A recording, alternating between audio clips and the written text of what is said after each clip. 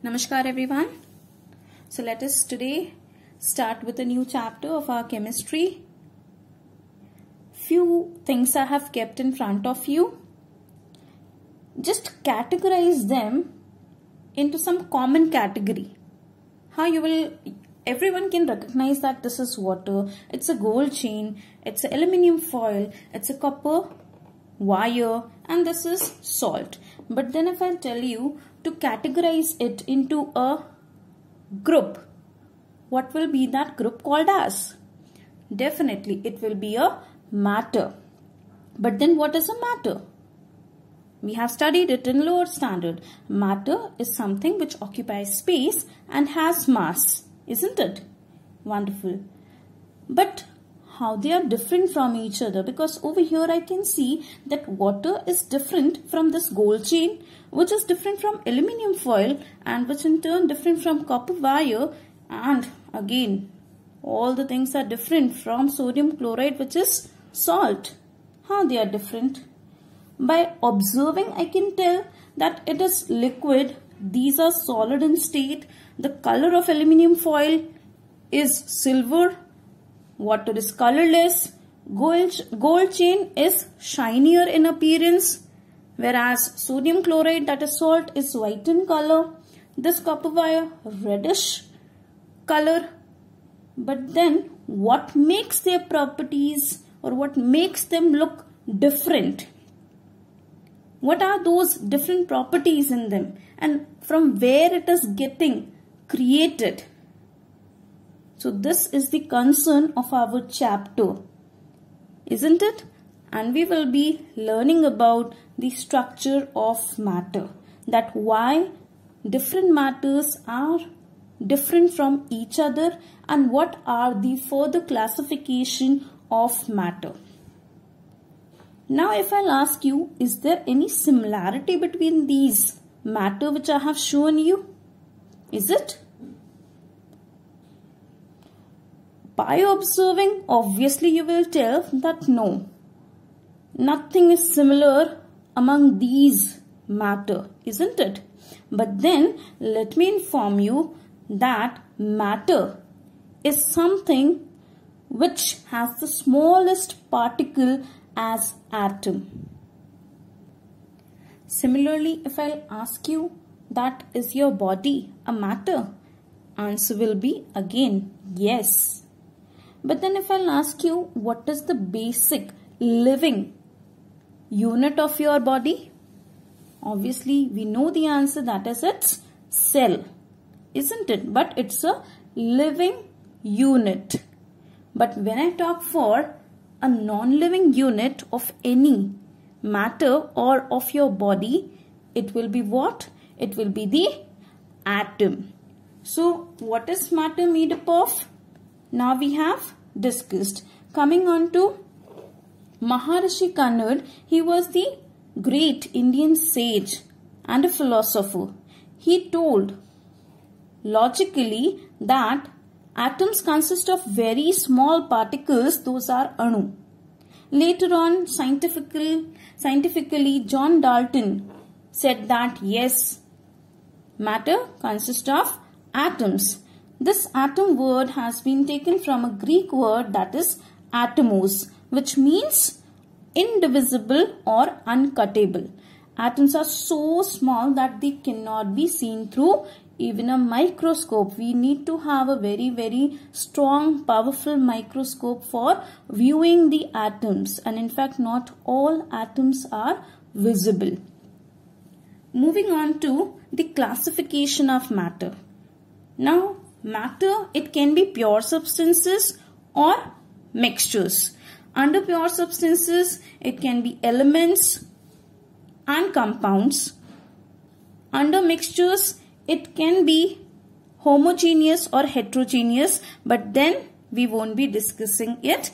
At our level, we will going to discuss the different kinds of matter as elements, compounds, and only the mixtures, not the classification of mixtures.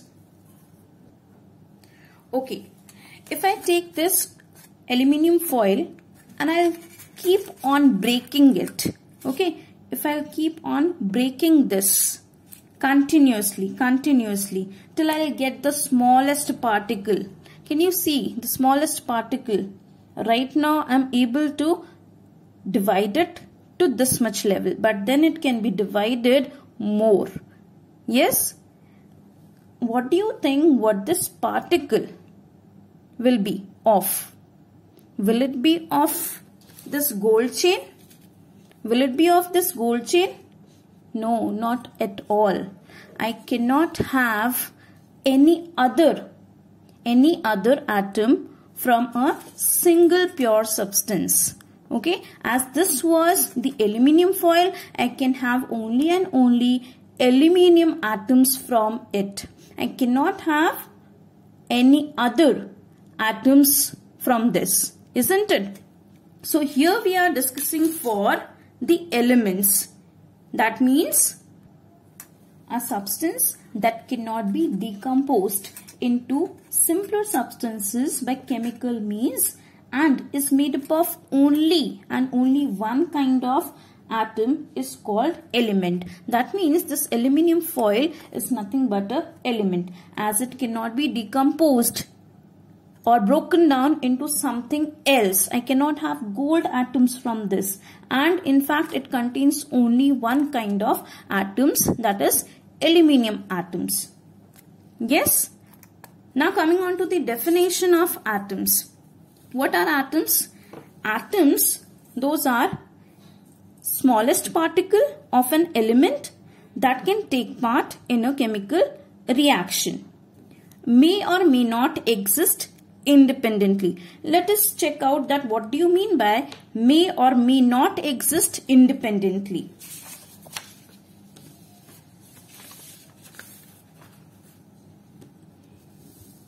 See, these are the diagrammatic representations for different atoms. Okay, likewise, like I have drawn over here two blue color circles which are same in size even. Okay, this represents that these are the atoms of same element. Clear? Yes. Now let us suppose this is a atom and it's a stable one. That means if an atom is stable, it won't be having any energy and it will be existing independently. Whereas if an atom is not stable, obviously it will going to have energy and it won't be existing independently. It will going to react with any other atom of element to get stability. You can correlate the same thing like this atom being a student. Okay, if the teacher's explanation satisfies the student, of course it will be like he or she will be stable and he won't be having any curiosity to ask any question. And without interaction, he will be existing alone. Yes? But on the contrary, if a student doesn't understand the teacher's explanation, obviously he won't be stable. He would be curious to know the answer or the concept for the same, and he will definitely going to interact with the teacher. Yes? Similarly, the atoms are also. For example, when we talk for the stable atoms, okay, these are the helium, neon, argon, krypton, xenon. Like these are inert or noble elements. They do not react with any atom of element because they are stable. Clear? Next, not stable. The elements which cannot exist singly. For example, hydrogen, oxygen, chlorine, nitrogen. These are the atoms which do not exist singly. Okay? They need to react with any other atom of element or the same atom of the element to get the stability. Clear? Now, as I have discussed the example of aluminium foil, let us check out the definition for element. Can't be decomposed into simpler substances by chemical means As I have told you that aluminium foil, I cannot break it into to have it any other element I cannot have from this. Yes, and only one kind of atoms. Obviously, all the small particles which I will be getting from this aluminium foil will be all of aluminium only. Yes. In fact, from iron rod, again, only iron atoms can be broken down. Yes. In all, we have 119 elements, from which 92 are naturally occurring and rest are prepared in laboratories by the scientist. Now, considering these atoms, okay, these atoms as letters, different kind of atoms as different letters. Now, if letters are written anyhow, obviously it bring no sense, isn't it? But then if they are properly arranged to form a word, it becomes a meaningful. Yes, similarly, when atoms of either same elements or different elements, when they are bonded together, they forms a molecule, which is a stable. Why? Because they are arranged in a regular pattern. Okay, and thus they can exist independently. Okay, now if I'll take this water, or let us say this salt, what do you think the smallest particle will be? Will it be atom again, having the same properties for the same? No. Why? Because it is made up of two different kind of atoms, which are oxygen and hydrogen in the case of water, and in the case of salt it is sodium and chlorine. So for such substances, the smallest particle is nothing but molecule, which I have just told you. Yes, so molecule you can define very simply that when two atoms of same element or different elements combine together, they form a molecule which is stable and exists independently. Now let us look on to what happens when the atoms of different elements come together to form a molecule. When different elements come together, like for example hydrogen and oxygen in the case of water, when they are chemically combined, they form what? They form a substance called as compound. Okay, now keeping in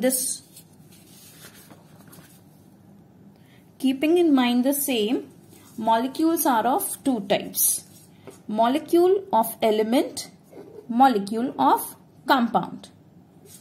The diagrammatic representation can be shown like these are two atoms, as they are of same color and same size. These are two atoms of same element, which is hydrogen. Okay, let's suppose that it's a hydrogen, which can be written like H bonded. This is the sign of bond, again with hydrogen only. Yes, and this is the chemically like we are writing hydrogen as H2, as two atoms are present.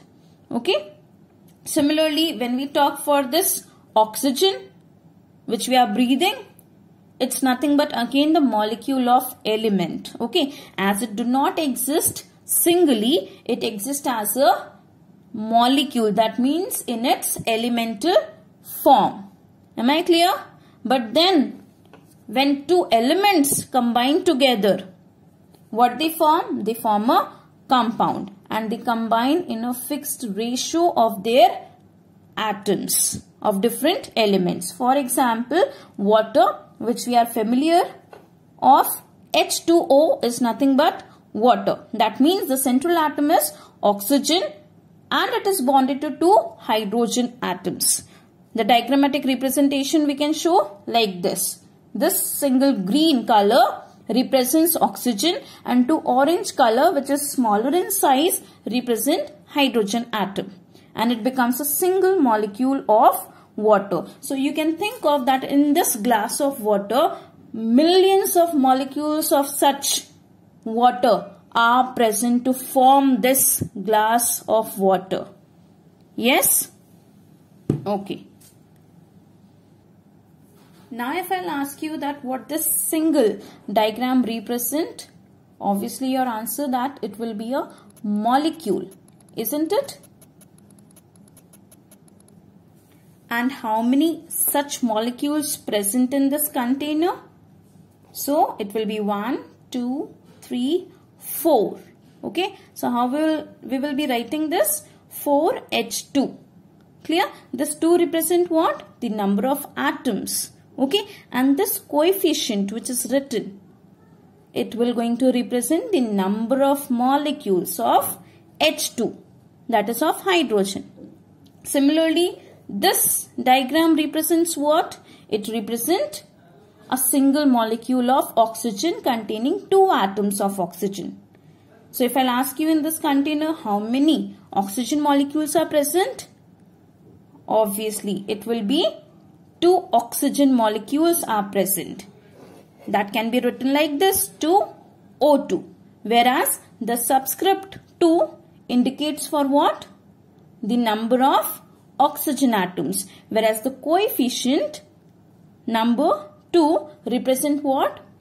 The number of molecules of oxygen element. Yes? Coming on to this. Now if I'll ask you in this container how many water molecules are present. So 1, 2, 3, 4, 5, 6. Okay. So 6 water molecules are present in this container. So what's the chemical formula? How to write this water? We are familiar with this water. So simply writing H2O. And how many molecules? 6. So this represents what? That it contains 2 hydrogen atom and 1 oxygen atom in a single molecule. Whereas in 6 molecules, you will be telling that how many atoms are present of hydrogen. You will be multiplying this. 6 into 2 gives you 12.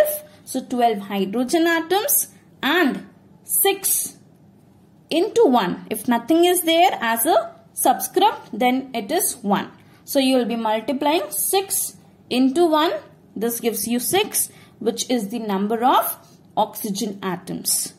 Yes, I hope you have understood that what are atoms, what are elements, what are compounds, and the molecules, the types of molecules, and how to count the atoms and molecules from a given formula. These were of basic, like very familiar formulas which I have shown to you. And next time we will be learning that how to formulate the formula. Yes. Thank you so much.